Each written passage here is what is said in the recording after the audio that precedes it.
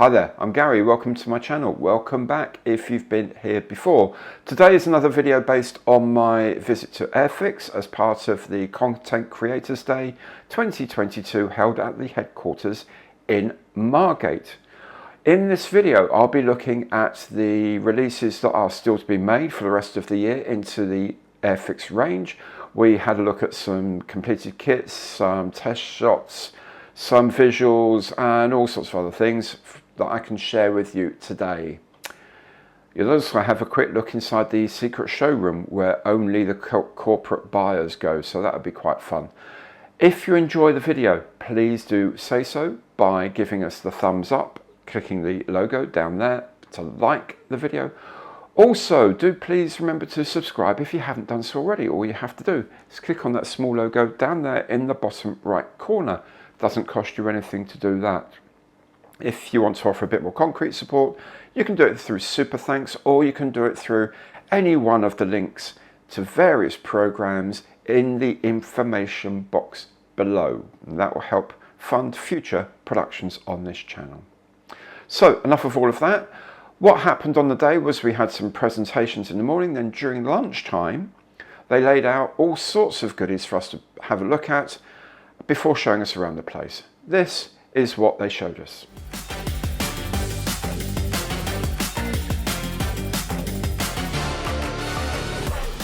First of all, the mighty 1/48 scale Buccaneer. This is a final test shot of the moulding, so pretty much what will go on sale. 7 grey sprues and 1 of transparency. Margate, the designer, told me how he had to cut back on the parts count at one time because there were far more than on the 1/24 Spitfire. The parts look much the same as the 1/72 does, but scaled up and with an appreciable increase in detail. A nice touch is a bucket for whatever weight system you want to use for the nose, a bit like the way it was done in the Vulcan. Anyway, they had some built models to show and they do look beautiful. The step up in detail is very noticeable. The plane also has a definite heft about it. It looks heavy, if you know what I mean.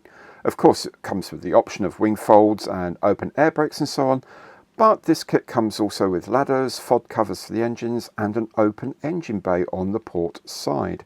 Decals are up to the usual cartograph standard. You'll notice that the seat belts are decals here as well. Now, Margate suggests placing these onto foil, something thicker than regular kitchen foil, more like what you might get around the neck of a wine bottle. Once you've done that, trim to size and set into the cockpit. I may give that a go with my one when I get it, but I will get an aftermarket photo etch set just in case. The pity is that there's not an open radome option, as this was crucial to the plane's selection by the Royal Navy, but this would have introduced too many parts and there was an issue of designing the hinge and bearing so that the nose would sit correctly if you'd added weights. The good news is that as well as the Martel missiles, you get a full bomb load, so you can fill the open bomb bay, something you can't do on the 1/72 scale. 4 schemes are supplied. Each is the all-over extra dark sea grey. Now, I'm told there's like a noise reduction fairing on the kit, which was added as a modification during the Buccaneer service, so this dates and prevents any earlier grey and white schemes being used. Fair enough, I suppose. The options that are supplied are very good, and this must be because Margate is obviously a very keen model maker. The windshield comes in 2 options, with and without the wipers, just in case you want to fit an aftermarket etched one, so you don't have to try and sand down the moulded one on a transparency. The canopies also come with and without the detonation cords in the glass, the ones that shatter the canopy when the ejection seat is initiated. These you often get aftermarket as either decals or as photo etch.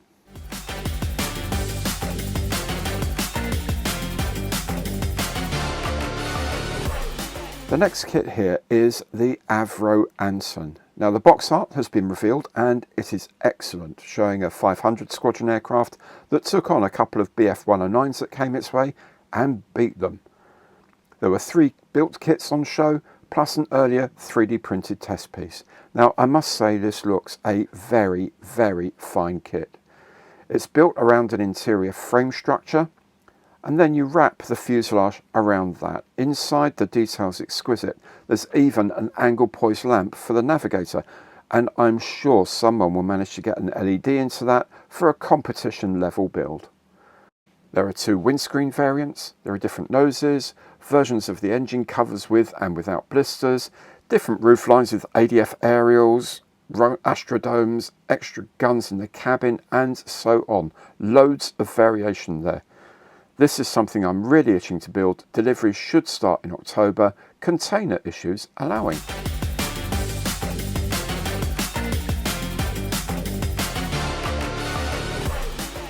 Now, the 1/24th scale Spitfire really wasn't much on my radar, partly because of its size and its complexity, but also due to the cost, especially when I'm trying to make a channel pay for itself. But do you know what? It's just so enticing when you see it in the plastic. 12 sprues of grey plastic and the transparencies on another. Detail is very fine, as it should be at this scale. The engine looks great, the canopy lines look good, the cockpit interior is very good, although I'm not convinced about moulding the straps like this. The cannon and machine guns can be shown off.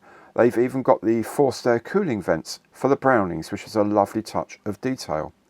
Surface finish is very good with 2 levels of rivet recess. The edges are deeper than those in the middle of the panel, which is how it should be, of course. I was initially concerned that the wing lamp was a single piece and not, like the 1/48th Hurricane for example, moulded with an indent in the back so you could make it look like a coloured bulb inside a clear cover. But on the Mark 9 it appears that the whole lamp was coloured, so top research by Airfix there. The 5 schemes are interesting. They include British, Canadian, American and French markings. I'd probably go for the French myself were I building one. But, you know, it's just too big. Although, it's not as big as a 1/72nd Vulcan really, and I've made one of those. Oh dear, decisions.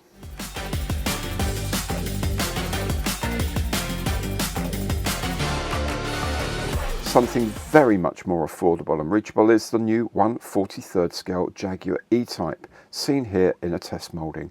This is a proper starter set, but I think very, very well designed. This single piece floor pan is a lovely bit of engineering. I've got these similarly sized Pagani and Bugatti kits to build. I hope they build as good as they look.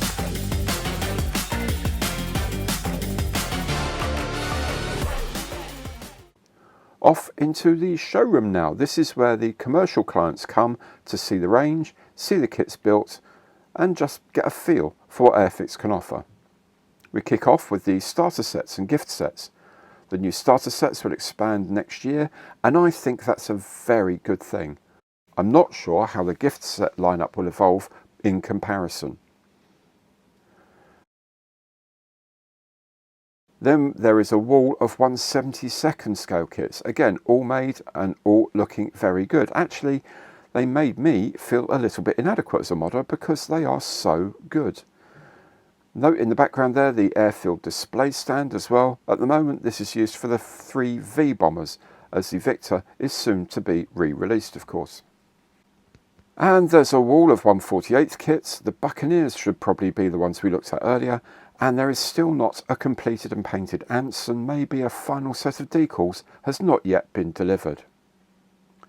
And of course the 1/24th scale Spitfire, lovely cockpit detail. They will sell loads of these. Finally, looky here on the vehicle wall, the 135th K2Y Katie ambulance that we've all been waiting for. They are on the way. Now, you may already have seen the email that if you pre-order on the Airfix site, you'll get a free pint glass. And why is that, you ask? Well, have you seen the film Ice Cold in Alex? No? Then get it, download it, however, and watch it. Then you'll understand. Wiping the condensation off the side of a glass of ice cold beer on a hot day will become so much more significant. I'm told the markings for the Katie in the film, A121370, will be included on the decal sheet as an Easter egg, but might not be referenced in the instructions. And by the way, If you're going to pre-order, don't forget to do it through the link in my information panel below. It doesn't cost you a penny, but Airfix will give the channel some cash in return. And to get the offer, if you've already pre-ordered, you need to do another pre-order under a bundle code and then cancel your original pre-order. Otherwise, you won't get your free pint glass. There we go. That's it for what Airfix showed us on the day. The Buccaneer is lovely. I mean, that's an absolute must for me. Fleet Air Arm aircraft. I wish they did a wider choice of colour schemes, but there's a reason why they can't do that. Glad that the bombs are in the bomb bay for once, and there's so many options. It looks a lovely kit. The Anson looks like an absolute gem, however. I mean, it's beautifully engineered, amazingly detailed. I can see several competition level kits of that being produced for IPMS if it's out in time this year. It certainly shows all over the country. There are going to be some people doing amazing work with that because the basic kit is fantastic. E-Type looks grand. The 1/24th Spitfire looks stunning, and I don't know, I'm still conflicted whether I'll make one or not. If I did, it would be the French colours, definitely, because I think that will look just absolutely crazy. It would look so good.